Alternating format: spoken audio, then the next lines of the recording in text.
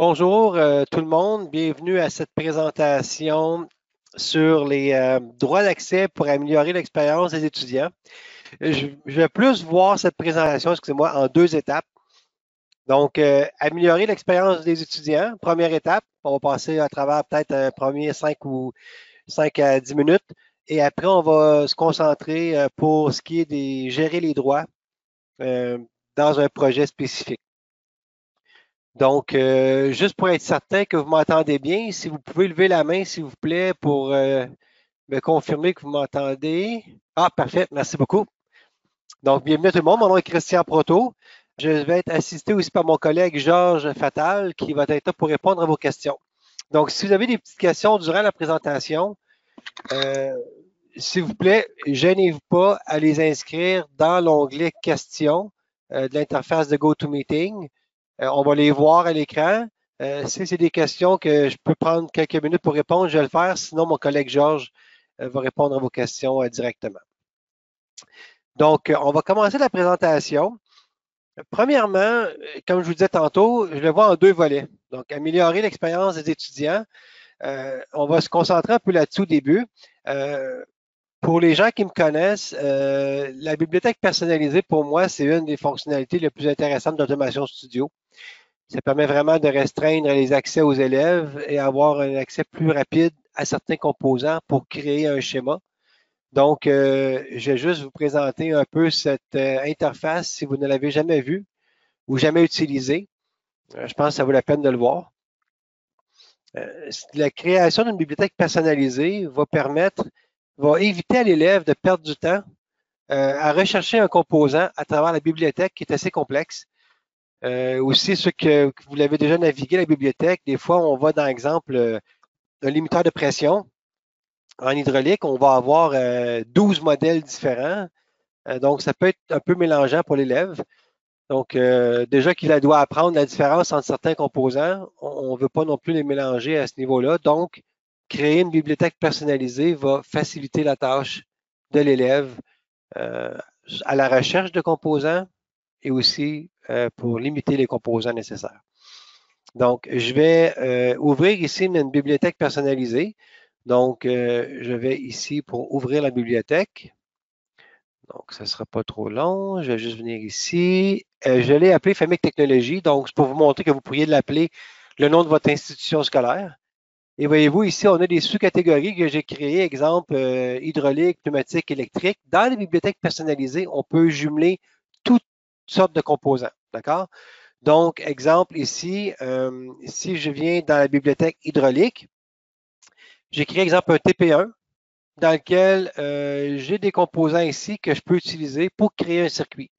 Donc, si j'ai modifié un paramètre de ces composants, avant que je le glisse en bibliothèque personnalisée, il va conserver toutes ses propriétés. D'accord? Donc, l'élève ici, une fois rendu, peut prendre les composants et créer son circuit avec une bibliothèque qui va lui éviter de naviguer à travers celle-ci qui peut être assez complexe parfois. Dans aussi, exemple, voyez-vous un TP2 ici où j'aurai un circuit électro-hydraulique. Mais ce que j'ai fait, c'est que j'ai jumelé la pompe avec le moteur. On peut grouper des composants en bibliothèque personnalisée aussi. Et j'ai jumelé ici de l'hydraulique avec de l'électricité. Donc, encore une fois, ce qui va vraiment améliorer la connexion des élèves. Ici, j'ai une catégorie aussi symbole avec photo. Donc, vous savez que dans Automation Studio, on peut insérer aussi des images à côté des composants, que ce soit pour l'atelier électrique, l'atelier, tous les ateliers qu'on a. Donc, ça peut être une référence intéressante aussi à utiliser avec nos élèves. Les photos peuvent être des photos de vos propres équipements. Donc, ça aide vraiment à avoir la transition entre la théorie et la pratique pour les élèves, de voir les différentes images. D'accord? Donc, c'est ce que je vais vous montrer par rapport à la bibliothèque personnalisée. Je lui crois beaucoup, je l'utilise toujours et c'est vraiment, vraiment rapide. Si on retourne à la présentation, le deuxième point qui est important aussi de savoir, c'est qu'on a un gestionnaire de couches dans Automation Studio. D'accord? Donc, le gestionnaire de couches, si je retourne au logiciel, je vais ouvrir un circuit ici pour vous montrer un peu ce qu'on peut faire avec la gestion des couches. Alors, ici. on peut avoir plusieurs couches sur lesquelles on peut bloquer des couches, les voir, les cacher, etc. Donc, c'est une méthode qui est rapide, qui permet aussi d'avoir une utilisation intéressante du produit. Donc, voyez-vous ici, comme je suis un élève, j'ouvre ce circuit qui est déjà fait en partie. J'ai une nomenclature, j'ai une description et des composants que je ne peux pas sélectionner ou déplacer sur ma feuille. Ils sont vraiment bloqués. Donc, moi, comme élève, tout ce que je peux faire, c'est venir faire, exemple, mes connexions du circuit pour avoir, exemple, la simulation. Donc, voyez-vous, je peux faire ma connexion, mais je n'ai pas accès à déplacer ce composant. Je l'ai ajouté par la suite. Vous allez voir pourquoi. Regardez, lui, je ne peux pas le déplacer ici. Donc, si je suis un élève et j'ai fait des connexions et ça ne fonctionne pas comme je le veux, je peux facilement sélectionner et effacer mes conduites d'un coup sec. D'accord? Donc, vous allez voir ici, là, j'ai des composants. Si j'affiche les couches dans Édition, couches, voyez-vous, j'ai plusieurs couches dans lesquelles je peux cacher la nomenclature, cacher la description.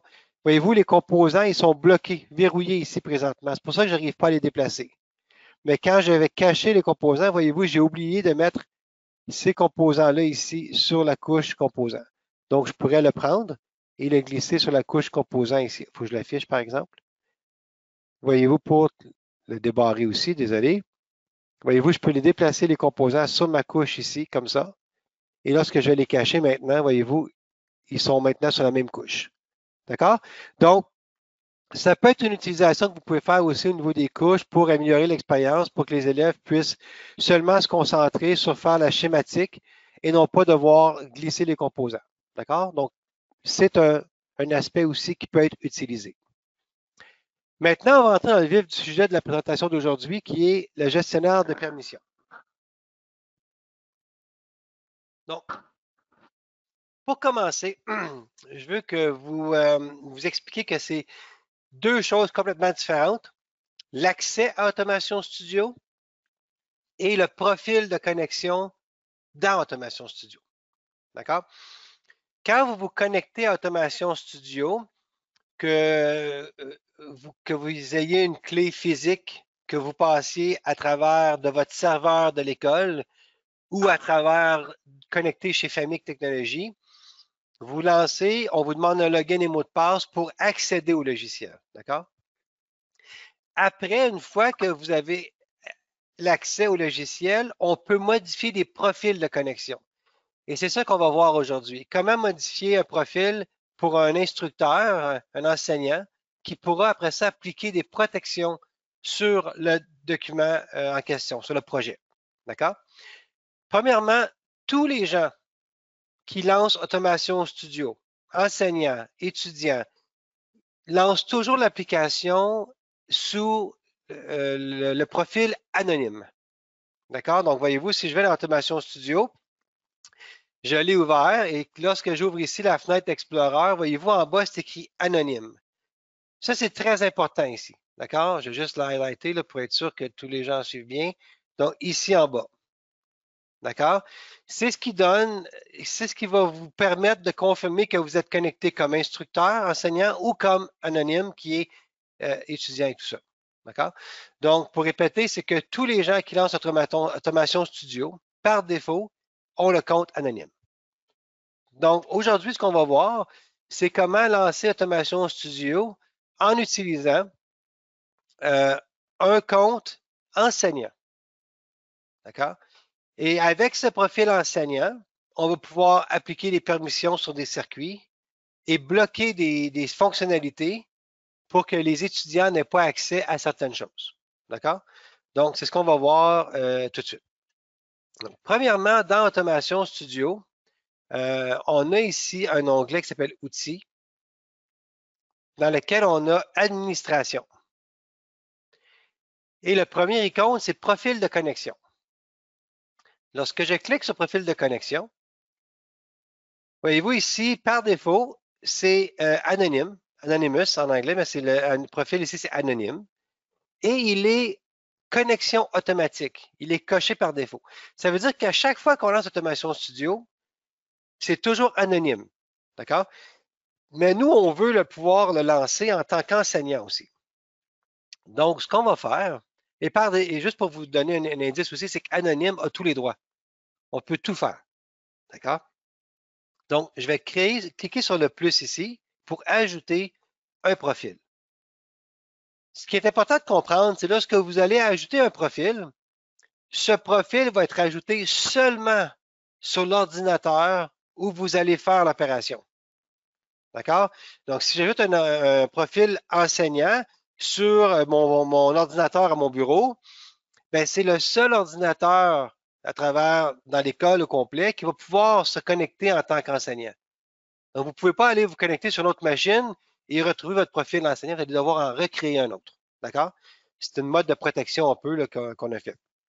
Donc, ici, on va garder le local parce que c'est local.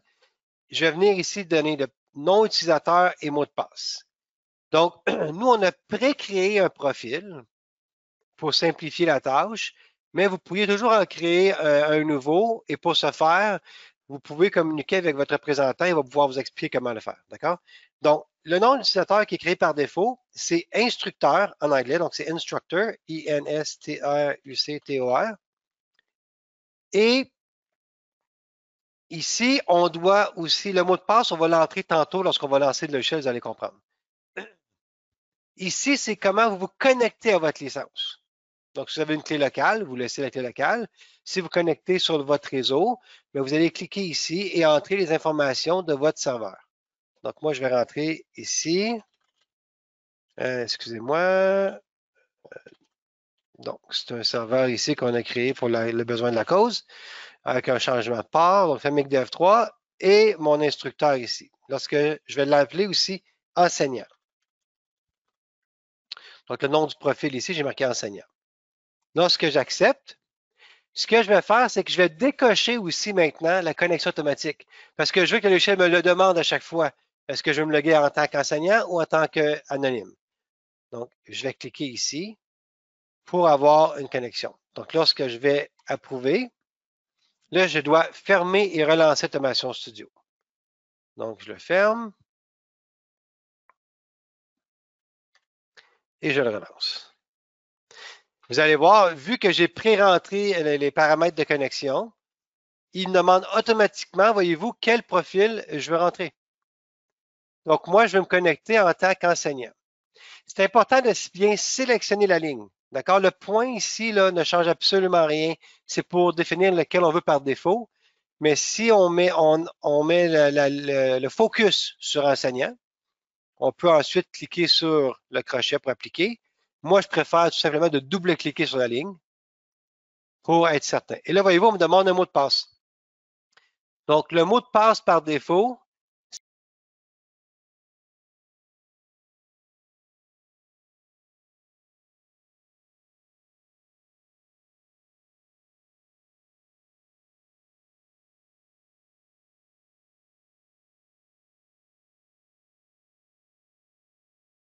on ne veut pas mémoriser le mot de passe parce qu'on ne veut pas que quelqu'un d'autre puisse se connecter en tant qu'enseignant. Et on accepte. Et là, vous voyez que je vais rentrer maintenant dans Automation Studio et on va aller valider que je me suis bien connecté en tant qu'enseignant à la même endroit qu'on a vu tantôt qu'il y avait anonyme au bas de la fenêtre pour la gestion des projets, des documents.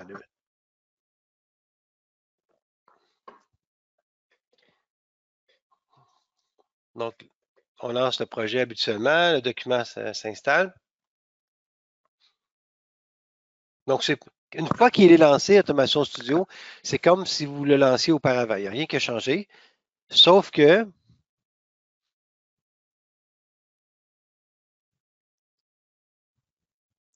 vous voyez maintenant qu'ici, au bas de la page, on est connecté comme un instructeur. D'accord? Donc, c'est là qu'on voit qu'on est vraiment connecté avec un autre profil que anonyme. Donc, une fois que je suis connecté en tant qu'anonyme, en tant qu'instructeur, je veux maintenant appliquer des protections. Donc, la méthode idéale pour faire vos protections, vous allez voir, c'est quand vous êtes dans Outils ici, vous allez cliquer sur Permission. Mais le logiciel va vous dire que pour appliquer une permission spéciale ou des protections sur ce projet, il doit être sauvegardé auparavant. Donc, si vous ne l'avez pas sauvegardé, vous allez avoir un message qui dit impossible de modifier les permissions du projet sans en faire la sauvegarde. Donc, pas de problème. Je vais venir ici. Je vais sauvegarder mon projet. Et je vais l'appeler, exemple, TP5, Travaux pratiques 5. D'accord? Donc, le logiciel sauvegarde le projet. Et moi, ici, ce que je veux faire, par exemple, je veux, avec ce TP5-là, je veux tester, comment je peux dire? Je veux tester la capacité de mes élèves à faire des schémas sans qu'ils puissent se valider avec la simulation. Donc, on a eu beaucoup de demandes de différents enseignants, des fois, qui disaient que mes élèves font les circuits, ils font des modifications, ils ne savent pas trop ce qu'ils vont changer, mais le circuit se met à bien fonctionner, ils viennent me voir en avant, le circuit fonctionne, je leur demande qu'est-ce qu'ils ont fait, ils ne savent pas. Ils ont fait des petites modifications, c'est pas clair. Donc, à un certain mois, au début de la compréhension du schéma et tout, la simulation est très importante pour valider qu'ils ont bien fait la connexion. Mais si vous voulez tester plus loin leur capacité de faire un schéma et d'être certain que son schéma est bon, je vais bloquer la simulation. Donc, je vais maintenant aller dans Permission, une fois qu'il est sauvegardé, et là, vous allez voir que la fenêtre va s'ouvrir. Donc, voyez-vous ici, on a deux profils, anonyme et instructeur. Bon. Je ne veux pas que anonyme puisse accéder à cette fenêtre. Donc, les élèves, je ne veux pas qu'ils puissent venir changer ici. Donc, je vais tout simplement décocher administrateur pour qu'ils ne puissent plus avoir le droit d'administrer. D'accord? Par la suite, on va venir dans les profils ici où on va instaurer un nouveau profil de protection. Donc, lorsque je vais cliquer sur le plus, ici, voyez-vous, maintenant, j'ai un nouveau profil que je vais appeler, dans mon cas, moi, je vais appeler dessin seulement. D'accord? Et ici, je vais appliquer les permissions. Donc, je clique sur permission. Et voyez-vous ici, c'est toutes les différentes permissions qu'on peut bloquer, accorder, refuser dans un projet. Ce qui est important de savoir, c'est que tout ce que je vais faire ici va seulement être pour le projet sur lequel je travaille. Donc, lorsque l'élève va ouvrir le TP5, il va avoir les droits qui vont être modifiés, mais les TP3, TP4 et tout vont être pareils comme ils étaient auparavant, d'accord? Et lorsque vous envoyez ce fichier par courriel à un de vos élèves ou de la façon que vous voulez, ces droits-là vont suivre le projet, d'accord? Donc, moi, ce que je vais faire, c'est que je vais tout accorder à l'élève. Donc, je transfère tous les points dans la colonne accordée. Mais comme on vient de discuter tantôt, je veux bloquer la simulation. Je ne veux pas qu'il puisse se valider. Donc, simulation ici, je vais le mettre à refuser. Aussi simple que ça. Donc, j'applique. Je reviens dans mon profil. Et là, je dois dire à qui je vais assigner ce profil-là de dessin seulement. C'est à anonyme. Donc, tous les gens qui vont ouvrir ce projet en tant qu'anonyme vont automatiquement ne pas pouvoir simuler dans ce circuit. Donc, j'applique. Opération effectuée avec succès. Et vous allez voir, lorsque j'ai fermé la fenêtre, automatiquement, Automation Studio va sauvegarder le projet TP5 avec les droits qu'on vient de modifier. Comme vous le savez, moi, je suis encore connecté comme instructeur. Donc, moi, j'ai encore tous les droits. Fait que moi, je peux venir ici, exemple, faire un dessin, simuler, etc. Voyez-vous, l'onglet simulation est actif. Je peux simuler. Bon, il n'y a rien qui a changé pour moi parce que je suis encore en tant qu'instructeur. Donc, là, ce que je vais faire, c'est que je vais fermer Automation Studio et je vais me reconnecter en tant qu'anonyme, en tant qu'élève, et on va réouvrir le TP5, voir ce que j'ai le droit de faire. Donc, je relance Automation Studio. Donc, vous, en tant qu'enseignant, vous pouvez toujours vous connecter avec le profil enseignant. Comme ça, quand un élève vous envoie un circuit qu'il a fait, sur lequel il n'avait pas le droit de simuler, lorsque vous allez valider son circuit, vous allez pouvoir lancer la simulation automatiquement. Il n'y a pas de problème. Donc, je vais me connecter comme anonyme. Donc, je vais double-cliquer sur anonyme.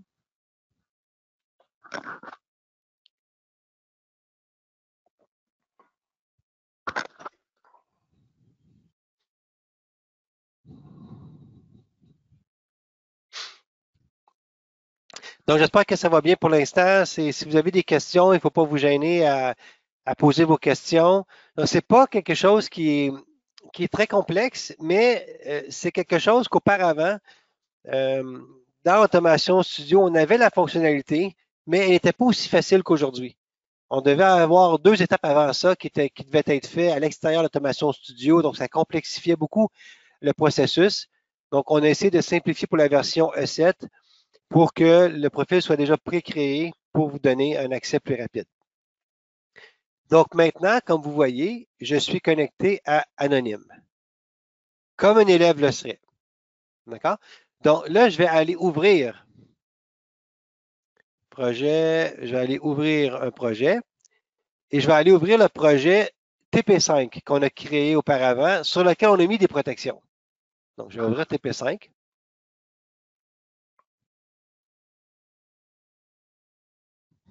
Donc, c'est sûr que je pourrais avoir des détails, des questions, etc.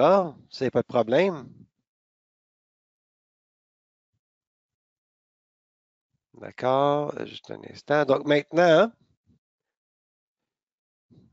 voyez-vous ici, présentement, je suis dans TP5. Donc, je peux dessiner. Je peux avoir accès aux propriétés des composants, etc., etc. Tout va bien. Je peux tout faire. Mais lorsque je viens pour simuler, voyez-vous, je n'ai pas accès à simuler. Donc, ici, je ne peux pas lancer la simulation. Je ne peux pas valider mon circuit avant de l'envoyer à mon enseignant. Je dois être confiant que j'ai fait le bon circuit. Et lorsque j'envoie le courriel, ben, l'instructeur, lui, qui va être connecté comme instructeur, va pouvoir justement lancer la simulation directement. J'ai une question qui a été posée par M. Desjardins, puis je vais répondre tout de suite parce que je pense que ça vaut la peine que les gens le sachent aussi. La question est que si les licences d'Automation Studio sont hébergées chez FAMIC, donc on a beaucoup de clients qui sont hébergés chez nous pour avoir un accès des fois plus facile pour les élèves et enseignants de la maison ou du bureau. Donc oui, c'est la même chose parce que lorsque vous créez le profil en instructeur, il est créé directement sur la machine même où vous êtes. D'accord? Donc, même si vous vous connectez à Automation Studio, ça ne change en rien.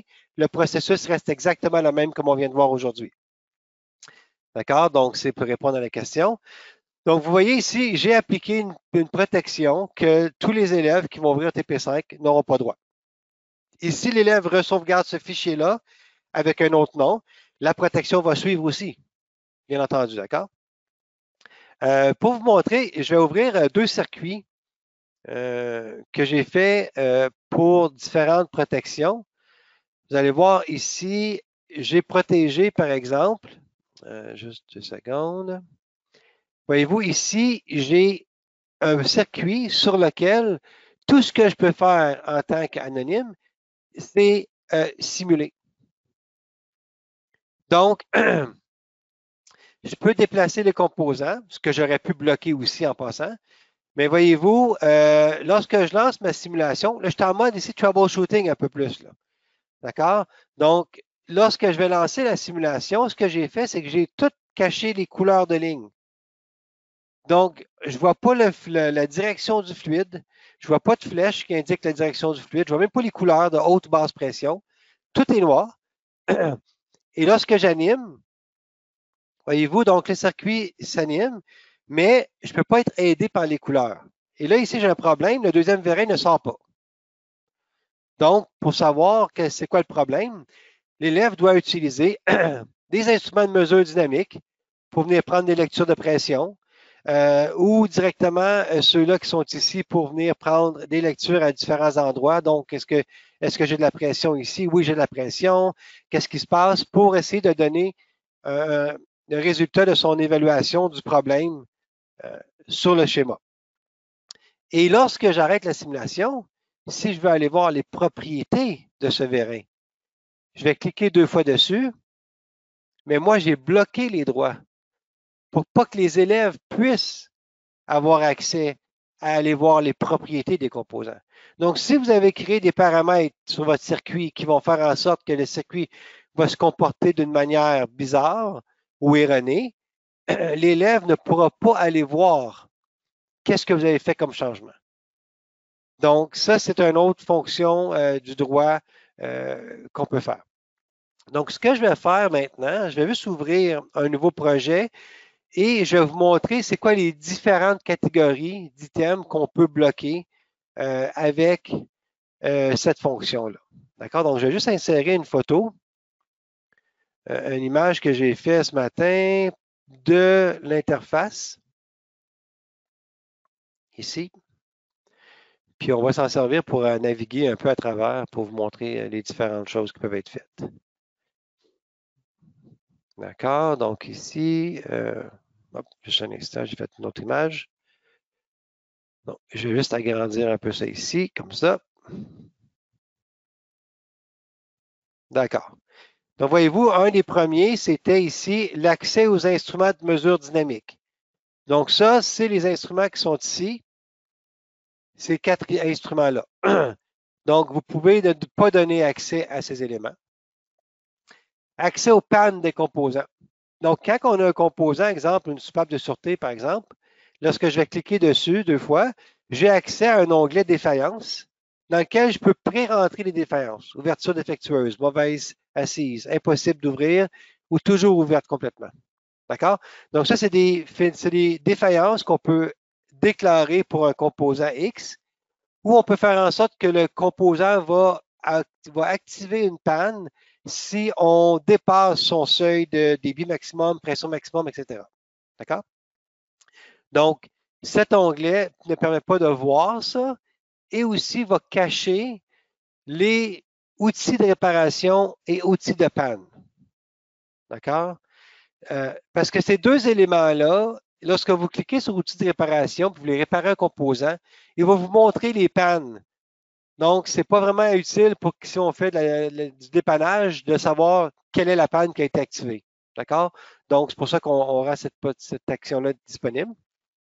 Accès à la gestion des groupes fonctionnels. Ça, c'est plus pour la version industrielle, donc je ne m'attendrai pas sur ce point-là. Insertion et collage sur les documents de composants technologiques. Donc, vous ne voulez pas que l'élève puisse ajouter des nouveaux composants. D'accord? Donc, si vous bloquez, refusez, il ne pourra pas utiliser de nouveaux composants de bibliothèque. Il va devoir travailler seulement avec ceux qui sont sur le circuit. Okay? Accès à la gestion des couches. On a vu tantôt c'était quoi les couches pour bloquer ou visualiser différentes couches. Donc, cette interface sera bloquée. Modification manuelle de l'apparence des composants technologiques. Je ne peux pas, exemple, allonger un vérin. Lorsque je clique ici, puis je viens configurateur et je dis que je veux le mettre avec un aspect qui est beaucoup plus long, par exemple, je ne pourrais pas faire ça. D'accord? Il ne faut pas oublier qu'Automation Studio est un outil aussi utilisé par l'industrie.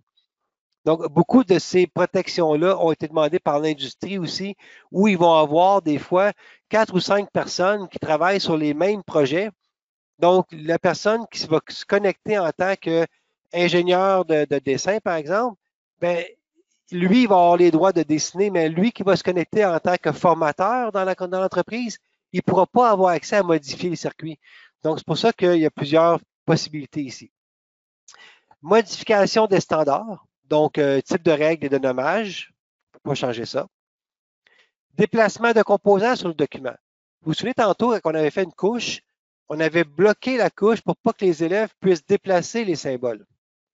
Mais c'est la même chose, j'aurais pu le bloquer ici aussi.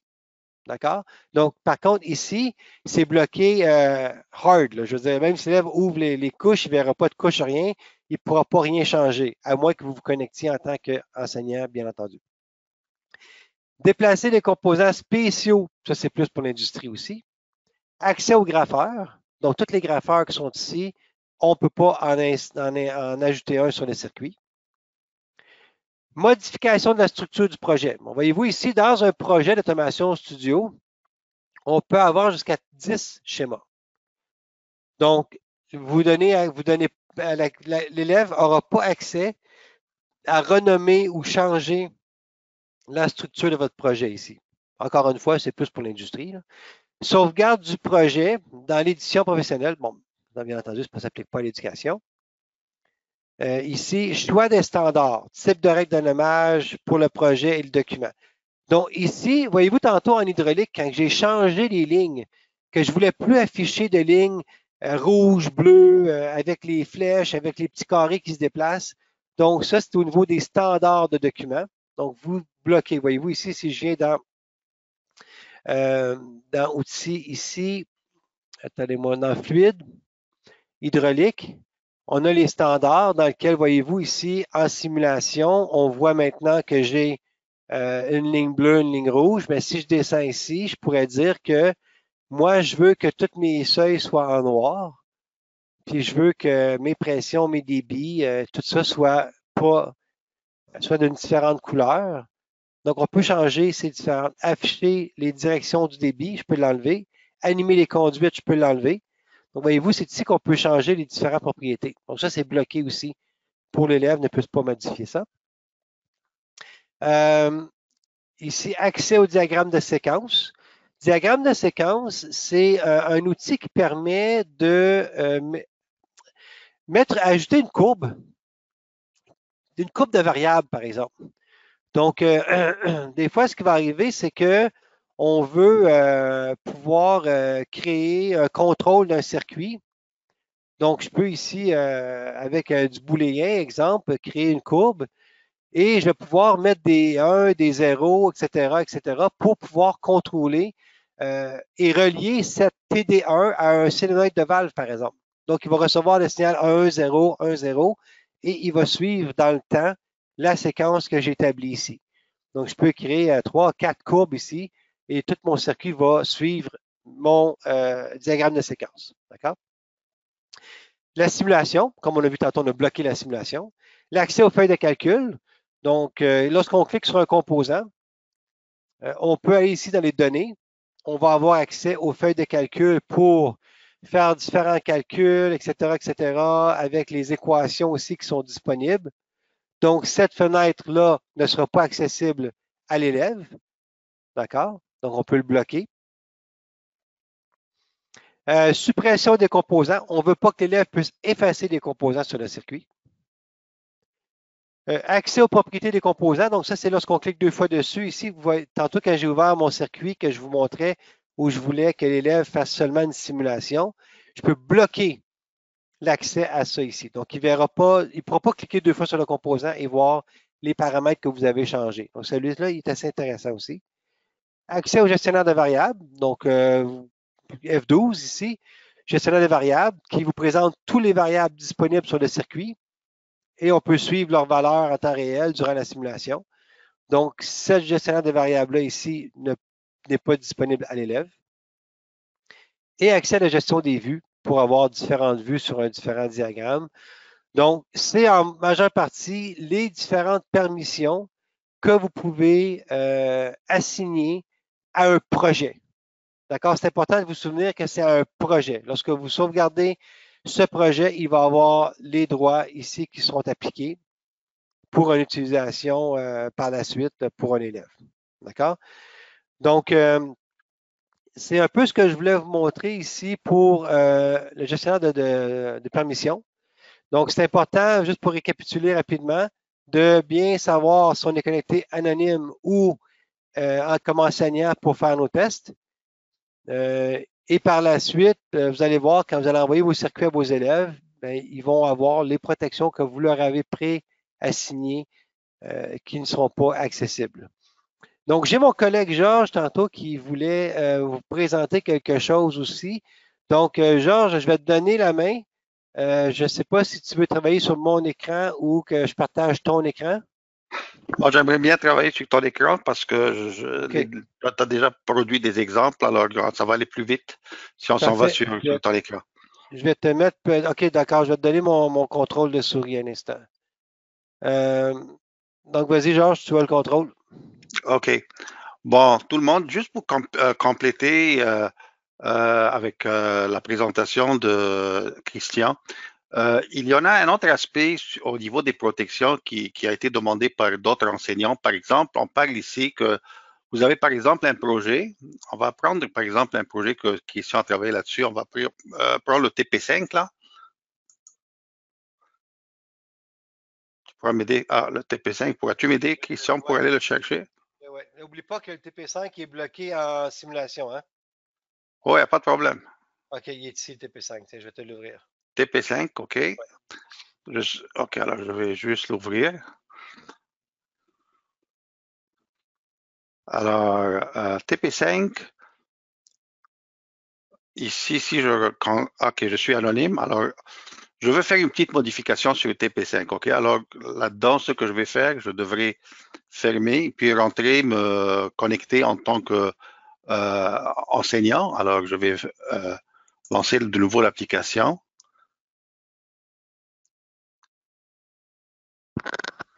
Et puis, je vais choisir le profil enseignant. Et puis, je vais mettre ici le mot de passe.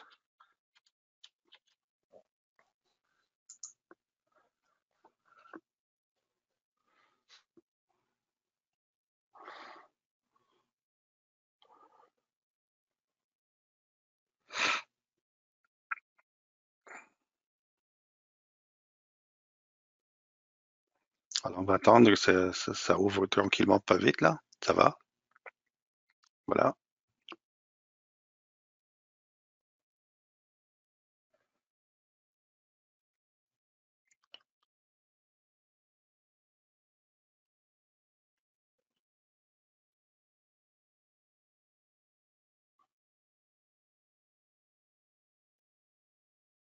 OK, alors je vais commencer, je vais charger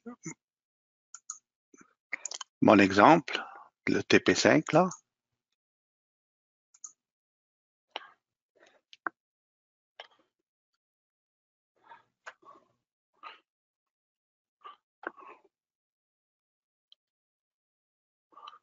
Oups, OK.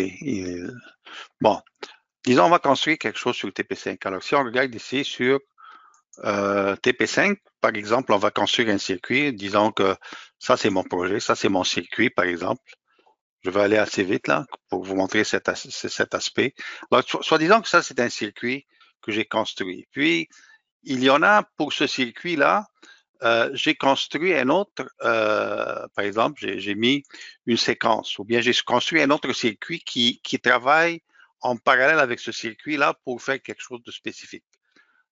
Ma question qui était demandée avec un autre enseignant, c'était que lui, il avait un graph set, et puis le graph set, il voulait le bloquer. Il voulait pas que l'étudiant voit qu'est-ce qui se passe à l'intérieur du graph set. Alors, je veux bloquer l'accès à ce document-là. Alors, là-dedans, là, on peut faire ça dans une autre catégorie, dans les permissions. Alors, on a ici un graph set. Alors, voyez-vous ici, pour le graph set, je vais juste créer quelque chose de bidon, là, assez vite, là, pour juste dire que j'ai un graph set. Alors, ici, voilà. Alors, ça, c'est un graph set vraiment bidon. Je vais mettre ici égal à 0, c'est-à-dire que je ne vais rien faire, mais c'est juste pour dire qu'il y a une logique qui s'exécute. Et puis, cette étape, je vais la convertir en une étape normale.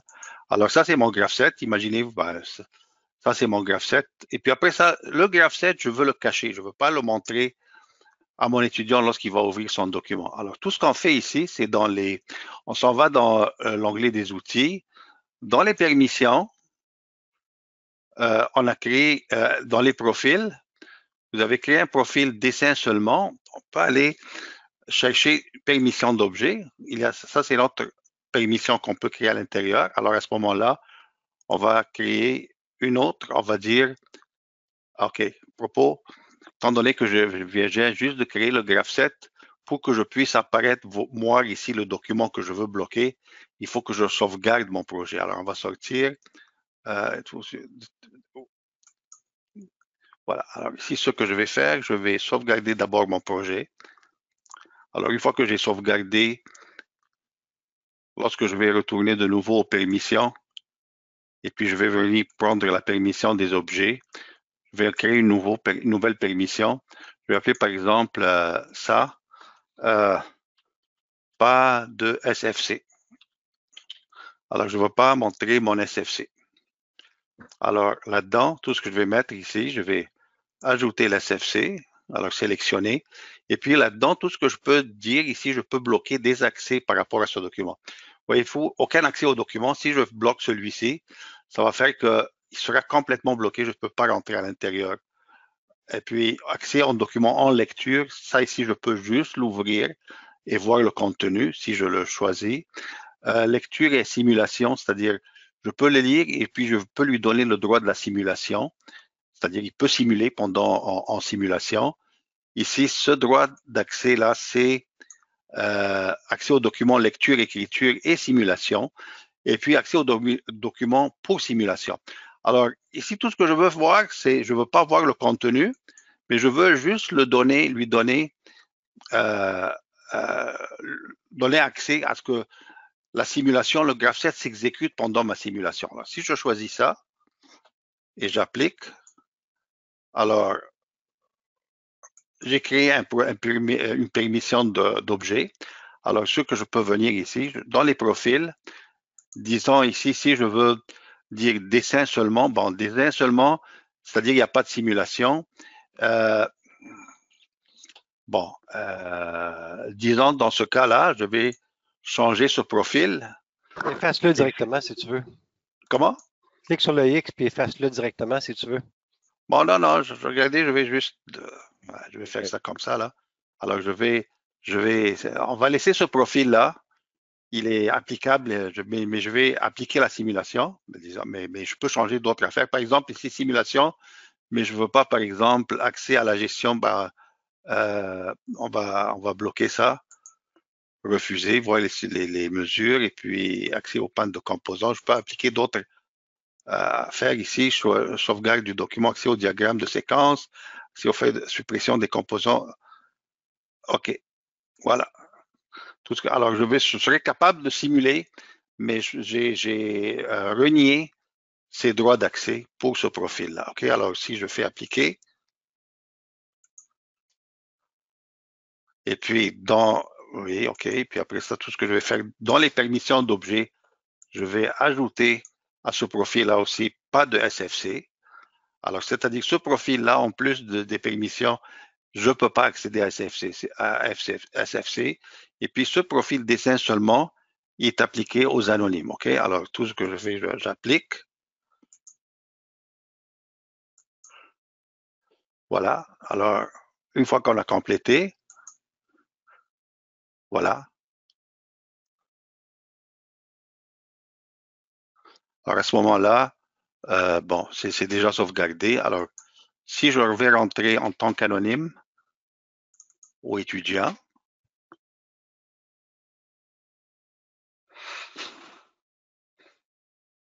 voilà.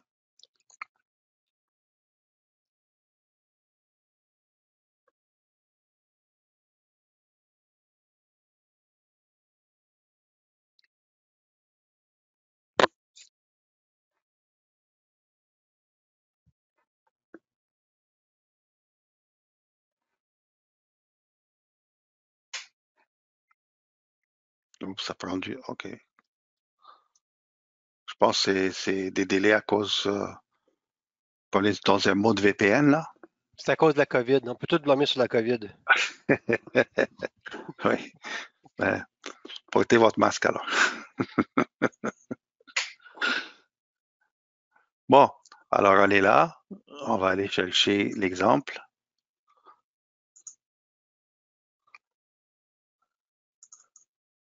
Alors, vous voyez bien,